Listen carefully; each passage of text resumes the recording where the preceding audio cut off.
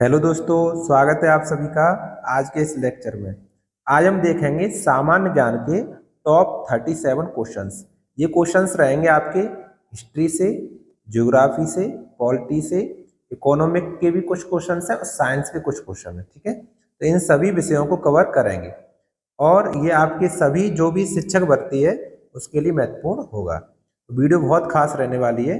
अगर चैनल पर नए हैं तो चैनल को सब्सक्राइब कर लीजिए, बेल आइकन को प्रेस कर लीजिए, जैसे सभी वीडियो को नोटिफिकेशन आपको समय से मिलते रहे।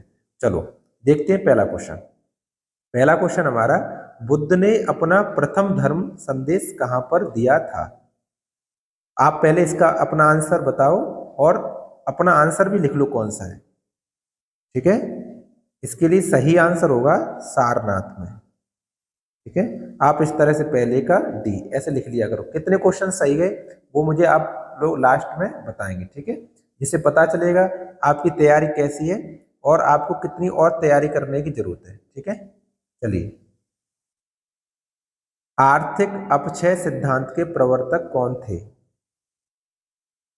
इसके लिए सही आंसर होगा दादा भाई नौरोजी। चलिए नेक्स्ट। भारतीय राष्ट्रीय कांग्रेस का प्रथम अधिवेशन कहाँ आयोजित हुआ था? इसके लिए सही आंसर होगा मुंबई, बॉम्बे में। ठीक है, चलिए नेक्स्ट। भारतीय राष्ट्रीय कांग्रेस के प्रथम मुस्लिम अध्यक्ष कौन थे? बहुत ही इंपोर्टेंट क्वेश्चंस सिलेक्ट किए गए हैं जो आपकी परीक्षाओं में आते हैं, वही क्वेश्चंस लिए गए हैं। इसका सही आंसर होगा बदरुद्दीन तैयब जी। चलिए नेक्स्ट। भारतीय संगीत का उद्गम किसने खोजा? किससे खोजा जा सकता है? ये किससे है, यहाँ पर किससे खोजा जा सकता है? तो ऋग्वेद, यजुर्वेद, सामवेद, अर्थववेद। तो आपने पढ़ा भी है, मैंने भी बताया है, भारतीय संगीत है वो सामवेद की संहिता से निकलता है, सामवेद की संहिता से निकलता है। ठीक है, चलिए नेक्स्ट। दिल्ली के किस सुल्तान ने एक रोजगार विभाग, एक दान विभाग और एक परोपकारी चिकित्सालय की स्थापना की? इसके लिए सही आंसर होगा फिरोज तुगलक। चलिए नेक्स्ट। हिटलर जर्मनी का चांसलर कब बना? इसके लिए सही आंसर होगा 1933 ईस्वी में। चलिए नेक्स्ट। गुप्त युग का प्रवर्तक कौन था? इसका सही आंसर होगा श्रीगुप्त। चलिए नेक्स्ट। गदर पार्टी के एक प्रमुख नेता थे। देखो, आप अगर तैयारी कर रहे हैं टीचिंग वैकेंसी की, टीचिंग के लिए, तो आप तैयारी अभी से कीजिए। वैकेंसी आ जाएगी, समय ज़्यादा नहीं मिलेगा, इसलिए तैयारी अभी से कीजिए। गदर पार्टी के एक प्रमुख नेता थे। इसके लिए सही आंसर होगा लाला हरदयाल। चलिए नेक्स्ट। कांग्रेस ने भारत छोड़ो आंदोलन का प्रस्ताव किस वर्ष पारित किया? इसके लिए सही आंसर होगा 1942 ईस्वी में। चलिए नेक्स्ट। अजंता और एलोरा की गुफाएं किस राज्य में स्थित हैं? इसके लिए सही आंसर होगा महाराष्ट्र। चलिए नेक्स्ट। भारत के किस राज्य में शहरी जनसंख्या की प्रतिशत का सबसे अधिक है? यानी कुल मिला के ये शहरी जनसंख्या है वो सबसे ज्यादा परसेंटेज में किस राज्य में है? इसके लिए सही आंसर होगा महाराष्ट्र। चलिए नेक्स्ट। निम्नलिखित में से कौन सा नवीकरणीय ऊर्जा संसाधन नहीं है? तो नवीकरणीय जल है, वायु है, सौर है, नाभिकीय है ना, इसमें कोयला नहीं है। कोयला, पेट्रोलियम अनवीकरणीय ऊर्जा के स्रोत होते हैं। चलिए नेक्स्ट। विश्व की सबसे बड़ी नदी है? इसके लिए सही आंसर होगा अमेजोन। ठीक है, चलिए नेक्स्ट। ब्लैंक्स है। नदी को चीन का शोक कहा जाता है।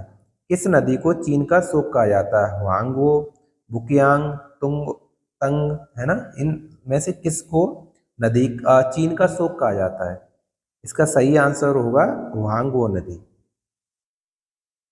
चलिए नेक्स्ट, अटलांटिक महासागर को प्रशांत महासागर से जोड़ती है।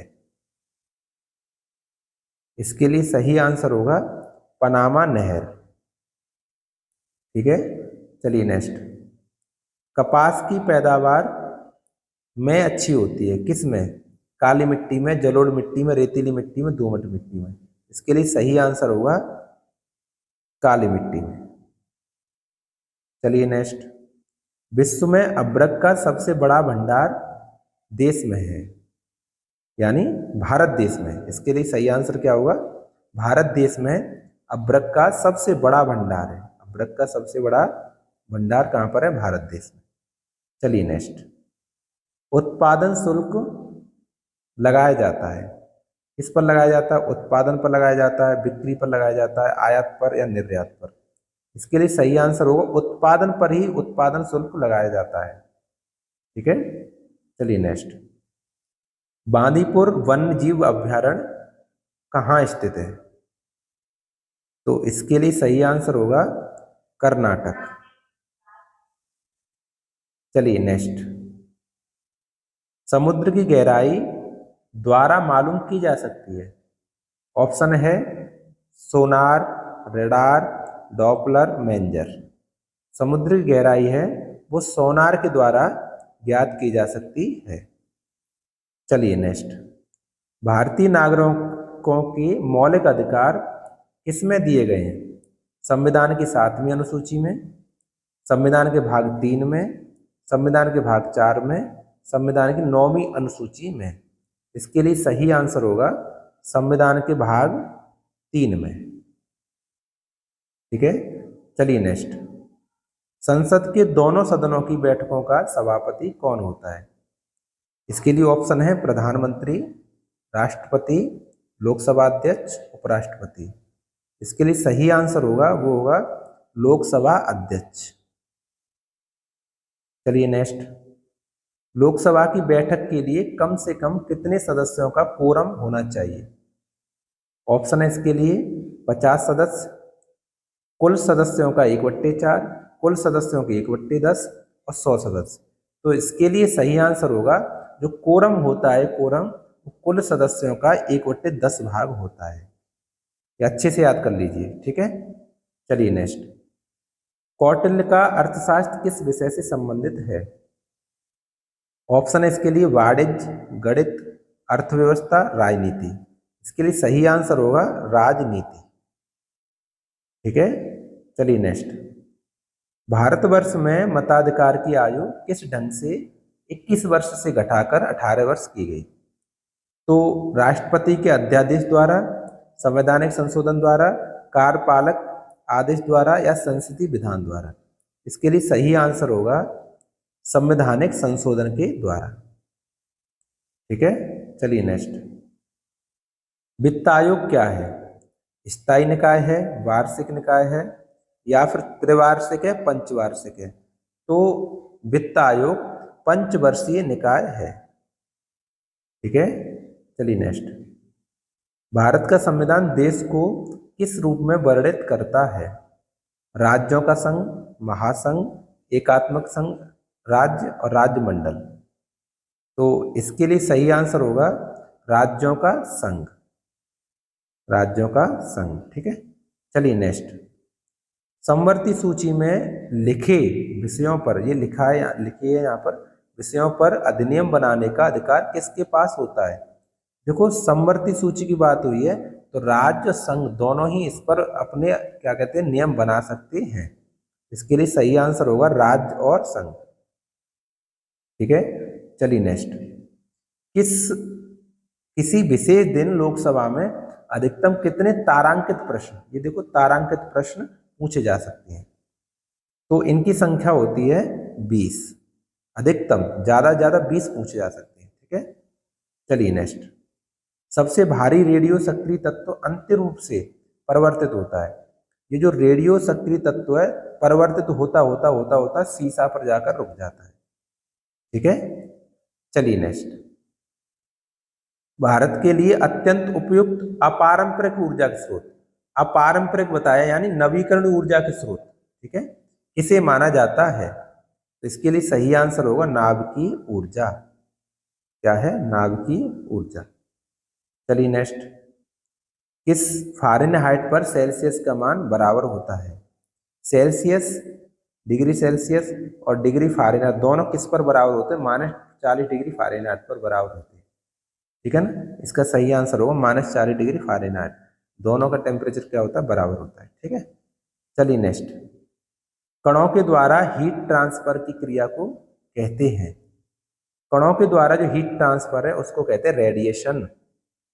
इसका सही आंसर होगा रेडिएशन। ठीक है, चलिए नेक्स्ट क्वेश्चन, निम्न में से सबसे छोटा कौन है?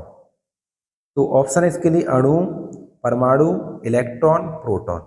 इन चारों में सबसे छोटा है वो है इलेक्ट्रॉन। इलेक्ट्रॉन इन चारों में ही छोटा है। ठीक है, चलिए नेक्स्ट, ऊष्मा ऊर्जा से विद्युत ऊर्जा को मापने के यंत्र को कहते हैं? इसे क्या बोला जाता है? ये आपका होमवर्क का क्वेश्चन है। इसका आंसर आप हमें कमेंट बॉक्स में बताएंगे, हमें भी पता चलेगा कि आपने ध्यान से पढ़ा है कि नहीं पढ़ा है। ठीक है, चलिए और अपना स्कोर बताइए, आपका स्कोर क्या रहा? 36 आउट ऑफ 36 स्कोर क्या रहा? ठीक है, और अपने बहन भाइयों में वीडियो को शेयर कर दीजिए जो भी तैयारी कर रहे हैं। ठीक है, चैनल को सब्सक्राइब कर लीजिए, बेल आइकन प्रेस कर लीजिए, सभी वीडियो नोटिफिकेशन आपको मिलते हैं। चलिए, वीडियो देखने के लिए आपका बहुत बहुत धन्यवाद। Thank you.